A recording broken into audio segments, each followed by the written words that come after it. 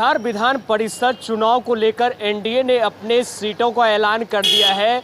BJP के खाते में 12 सीटें गई है, तो वहीं जदयू ने 11 सीट पर चुनाव लड़ने की सहमति जताई है।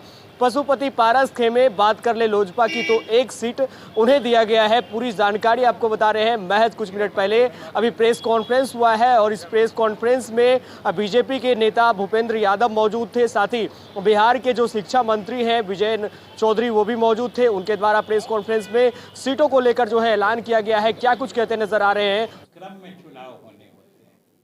1/3 सदस्य रिटायर करते हैं और प्रत्येक 2 वर्ष पे चुनाव होने, लेकिन पीछे के समय में कुछ ऐसी परिस्थितियां बनी थी जिसके कारण से एक साथ 24 सीट रिक्त हो गए और फिर पिछली दफा से 24 सीटों पे एक साथ चुनाव हो रहे हैं।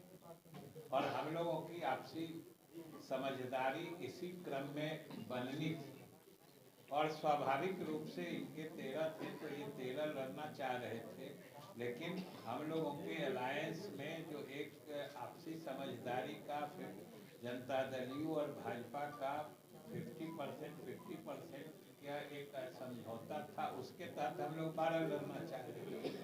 तो ये हम लोगों का की पुरानी इच्छा थी।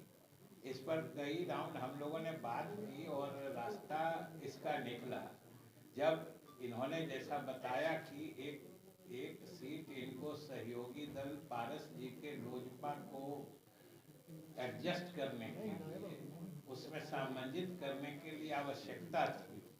तो हम लोगों ने भी 11 सीट पे सहमति दे दी कि हमारे एक सहयोगी दल की भी साथ आ जाएंगे। तो जैसा कि उन्होंने बताया कि 12 पे भाजपा लड़ेगी, 11 पे हम लोग लड़ेंगे और एक सीट पर हमारे लोजपा पारस जी वाली लोजपा के उम्मीदवार लड़ेंगे।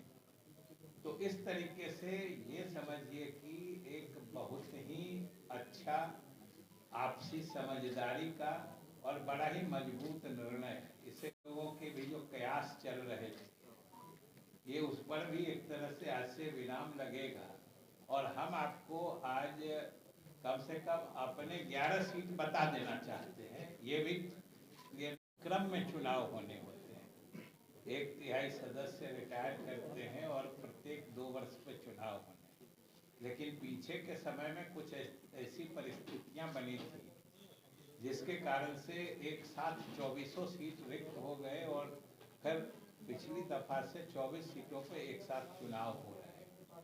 और हम लोगों की आपसी समझदारी इसी क्रम में बननी थी और स्वाभाविक रूप से इनके 13 थे, तो ये 13 लड़ना चाह रहे थे, लेकिन हम लोगों के अलायंस में जो एक आपसी समझदारी का, फिर जनता दल यू और भाजपा का 50% का एक समझौता था, उसके तहत हम लोग 12 लड़ना चाह रहे थे। तो ये हम लोगों का की पुरानी इच्छा थी।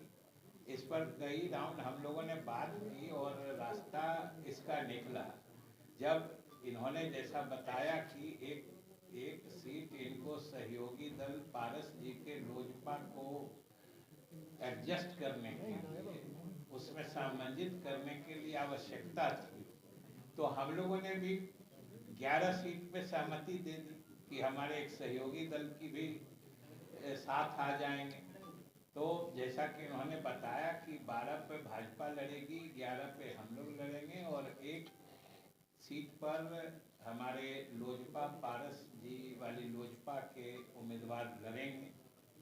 तो इस तरीके से ये समझिए कि एक बहुत ही अच्छा आपसी समझदारी का और बड़ा ही मजबूत निर्णय है। इसे कि किस ढंग से पिछले 16 वर्षों में नीतीश कुमार जी के नेतृत्व में यहाँ सरकार लगातार काम कर रही है एनडीए की, और उसका जो असर है आम लोगों पर या उसकी जो सराहना है, इसका सीधा जागता प्रमाण है कि चौथी बार ऐसा विरले ही होता है कि एक ही नेता के नेतृत्व में चौथी बार लगातार सरकार बनी। ऐसा कम होता है, कम प्रदेशों में होता है।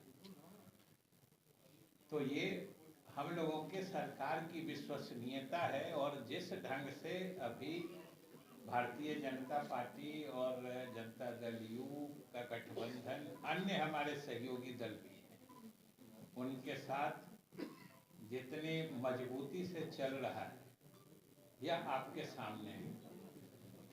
जो वर्तमान परिप्रेक्ष्य है, ये जो विधान परिषद के स्थानीय निकाय से जुड़े चुनाव है, आप सब जानते हैं कि उसमें 24 सीटें हैं अभी रिक्त। वैसे तो नियमतः तो